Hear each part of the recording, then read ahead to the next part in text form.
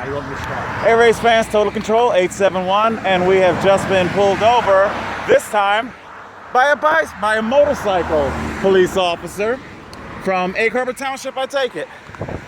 Egg Harbor Township. May I have your name? It's Officer Devlin? Devlin. Officer Devlin, may I have your shield number? Sure, 1597. Say it again. 1597. 1597. Yeah.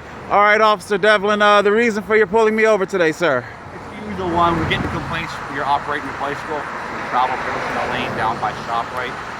I'll ask you, what part of the lane are you riding in down there? Okay, as I explained to several of your fellow officers, I believe the last one I dealt with from Egg Harbor Township was Officer L. Graham. And I explained to Officer L. Graham that during that particular corridor of Route 40, there is no shoulder. There is only a turning lane. Correct. I am not turning, therefore, New Jersey's Title 39 enables me to take what's called lane control. I take center of the straight-through lane on the right. It's about maybe 1,500 feet maybe that I'll have to have, about 1,500 or maybe 2,000 feet that I'll have to have lane control once I cross over, what is it, thank you, English Creek Road. I then relinquish lane control. Why? Because the shoulder picks up, as is recorded by my GoPros that are currently going. Okay. All right. The reason why I'm stopping you, the report is it was somewhere around Burger King that you moved out into the center lane of State Highway Route 40. Is that about right? Okay, I pretty much just said it. I'm just saying, I don't, the footage, I'm going by a landmark. Okay. The person I assume lane control near, I believe their building is called Advanced Auto. I think that's where they're... right at the very beginning of where the... Basically, where the shoulder comes to an end. That's my official statement.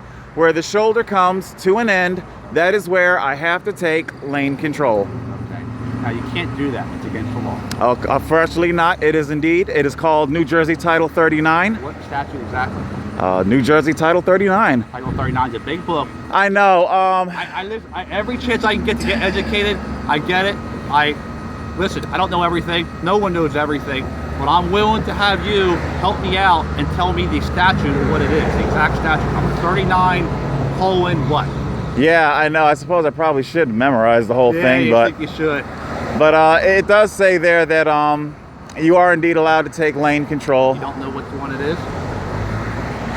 I don't know. Actually, I haven't bookmarked the web address off the It's off of New Jersey's official state. Title 39 what? You know, I wish I had my summons from Hamilton Township. They wrote me a ticket for it, and it, ironically enough, has on it the very same statute that I am invoking for my defense. I think it's 39 for 14 point something. It's New Jersey cycling laws. Yeah. I do indeed brush up and learn Sure, I get it. what it is that I'm supposed to, what I am able to do. Now, if I wanted to maintain lane control indefinitely... 414.1, failure of bicycle to comply with Title 39, is that what you're citing? I don't know exactly what you're reading from, but... I'll show you. Right there. Failure of bicycle, that is a single sentence of an infraction. You're right. Well, I only have the small book with my car. Right. The big book. I can't ride it on my motorcycle. Right. Essentially, this says that bicyclists are required to comply with all Title 39 laws. That is correct? true. That is absolutely correct. That are feasible and applicable to bicycles. That is true. That is correct. Exactly. I believe now it says in the reading of it, you adhere to the right of the road on the shoulder. Furthest close to the right. As practical. It goes on to say that a cyclist may indeed take lane control under certain hazardous conditions. Doesn't say it there. Well, it does say it on the New Jersey's state. I know. I have an idea what you're quoting. Okay. There's two things. There's Title 39, which is the statute I just read, the 414.1, which says bicyclists are required to comply with all motor vehicle laws that are applicable or reasonable as far as bicycle goes. Right. Okay. Obviously, DWI, if you're drunk riding your bicycle, correct. That's under Title 39, but I can't charge you with that. because it doesn't make sense because it has to be a motorized vehicle. So that's one of the statutes. What, DWI? Yeah. No, believe it or not, a cyclist, if they were impaired, they can be charged with DWI. 39,450? This is a legally recognized vehicle. A bicycle is. Motor vehicle in the statute. If you go to 39.3.1 under definitions, Okay. and look up motorized vehicle, it says any vehicle otherwise propelled by human power. And in the statute 39.450, it says operating a motor vehicle while under the influence of cocaine, alcohol, or drugs. So how do they? Okay, well, as best I understand, Well, okay, that's part of because I am not a lawyer, nor do I pretend to be one, okay? I'm not even a police officer, okay? Nor do I pretend to be that. I get it. I am, however, an avid cyclist. I am what is called vehicular cycling. Okay. Please look it up.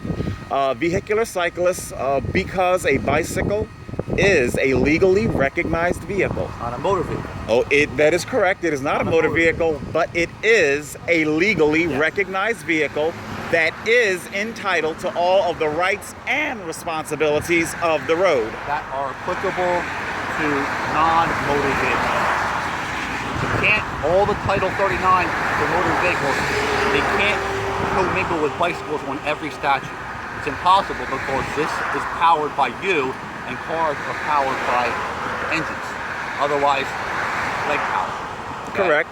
So, which is why under 14.1 for the bicycle code, it says that specifically that you are to comply with all those statutes except ones otherwise wouldn't make sense for a bicycle that it would for a car. Officer Devlin, may I please have your explanation or solution to a bicyclist wishing to travel a corridor that does not have a bike lane or a shoulder? Okay. What would you have me do? What I want you to do, okay, when you reach the area up there where the road splits into three, I want you to stay on the furthermost right side of the road. Now, let me finish before you say anything, okay? I'm listening. I want you to stay on the furthermost right side of the road. When that road opens up into 3 lanes, that far right lane is not a designated right turn lane at that point, okay? So that right lane is a right straight lane. It is not a turn lane at that point. So I want you to stay in the far right shoulder closest to the curb line, all right? As you proceed down the road, headed towards English Creek where you cross over. As you approach the intersection, you will see a sign on the right. It's a white warning sign, regulatory sign. White with black lining. It will show you the lane designation at that point, okay? You pass it, it's down there, right near Chicky and Pete's. Chicky and Pete's, it's right there. When you see that point, then you can move over if you choose to, okay? Now, I don't suggest you do that. That's not my suggestion. But I know what you're quoting, because you're saying, well, under Title 39, I can't stay in the right lane if it's a right turn lane only. That's pretty much what you're saying, right? Correct. I get it. I get what you're saying. Yeah, the portion that you're speaking of is actually 4 lanes, believe it or not. 2 straight away. Yes, I know. I left and the left one lane out. That's to avoid Go ahead. confusion. Go ahead. The far left is a left turn lane to go northbound in English Creek. 2 straight eastbound lanes and a far right turn lane. It becomes that right turn lane at the regulatory sign that you see posted on the shoulder of the road. All right? If you're within the ballpark of that sign, I'm not going to break your chops. I know what you're doing. I know what professional bicyclists do. I'm not a professional, but thank you. Well, you know your stuff, and I'm not going to complain about that. The problem is you're traveling for a long distance in that one section of roadway in the middle lane. You know, ironically, it really isn't long at all. It takes me less than a minute to traverse that. It's really nothing. If anything, it only takes me longer when the traffic light catches me, which I do stop for. In crash turns, like I'm one of our accident reconstructionists here in town. I handle all the fatal crashes. I certainly don't want to see you killed in a crash. Nor do I. I had a man killed right there on his bicycle in that same exact section of road. I had another pedestrian struck and killed on the westbound shoulder on that same section of roadway.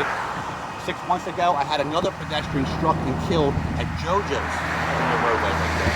Now, what was worrying, and I I know exactly what you're quoting when you say you had the link to it. The link that you want to show me, or one that you're looking at, is a link to the New Jersey MDC.